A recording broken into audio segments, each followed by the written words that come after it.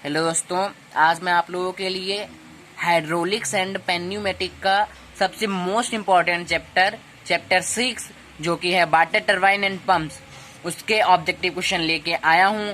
तो चलिए वीडियो को स्टार्ट करते हैं। जैसे पहला क्वेश्चन दिया है कि गाइड वेंस का प्लान टरबाइन में गवर्नर के रूप में उपयोग किया जाता है। तो हाँ, ये सही बात है। जो काप्लान टरबाइन है उसको गाइड वेंस में गवर्नर के रूप में यूज किया जाता है। तो इसका करेक्ट ऑप्शन हो गया ऑप्शन ए।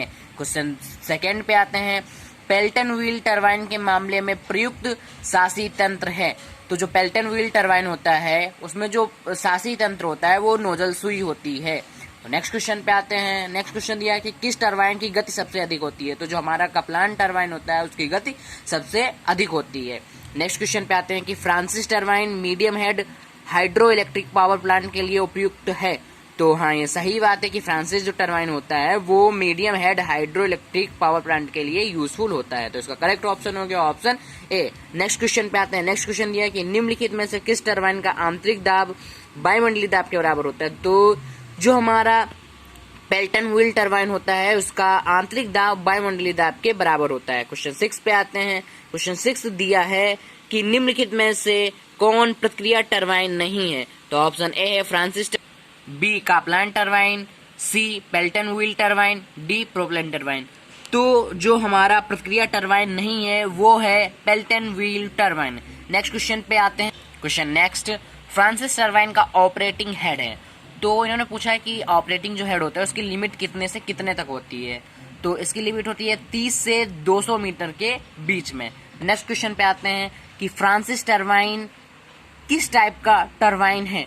तो जो फ्रांसिस टरबाइन में वो रिएक्शन टरबाइन टाइप का टरबाइन होता है। नेक्स्ट क्वेश्चन पे आते हैं कि पेल्टन टरबाइन का उपयोग किसके लिए किया जाता है। तो जो हाई हेड एप्लीकेशन होता है पेल्टन टरबाइन का उपयोग उसके लिए किया जाता है। तो इसका ऑप्शन हो गया ऑप्शन डी। ऑप्शन डी क्या हो गया, हाई हेड एप्लीकेशन के लिए।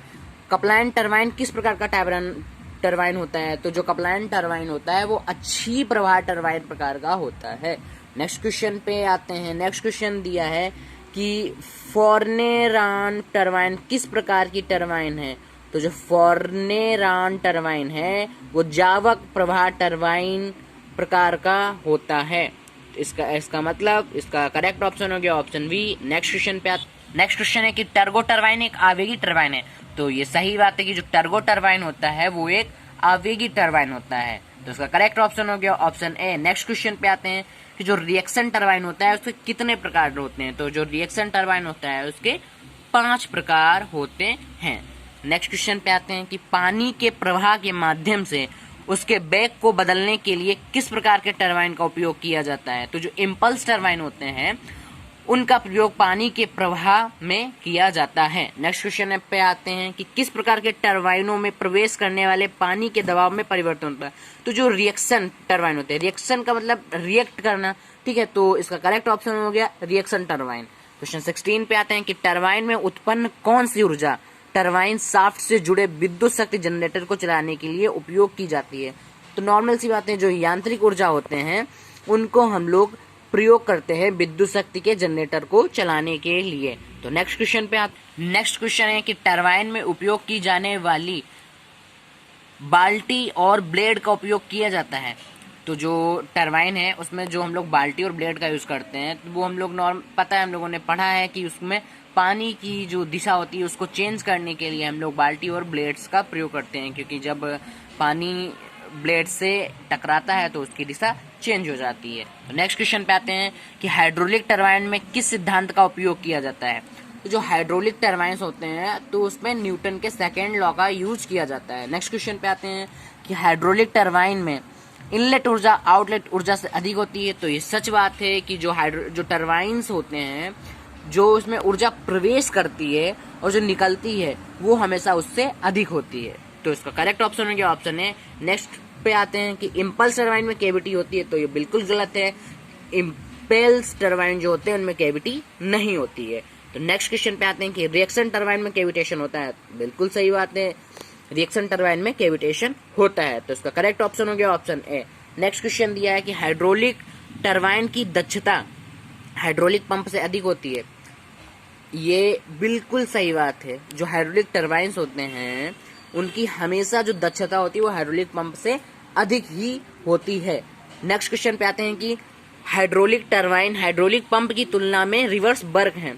तो ये बिल्कुल सही बात है। जो हाइड्रोलिक टरबाइन और जो हाइड्रोलिक पंप होते हैं वो हमेशा एक दूसरे के रिवर्स में वर्क करते हैं। तो नेक्स्ट क्वेश्चन दिया है कि हाइड्रोलिक टरबाइन हाइड्रोलिक ऊर्जा को यांत्रिक ऊर्जा में परिवर्तित करता है। ये बिल्कुल सही बात है। जो हाइड्रोलिक टरबाइन्स होते हैं वो हाइड्रोलिक एनर्जी को यांत्रिक ऊर्जा में कन्वर्ट करने का कार्य करते हैं।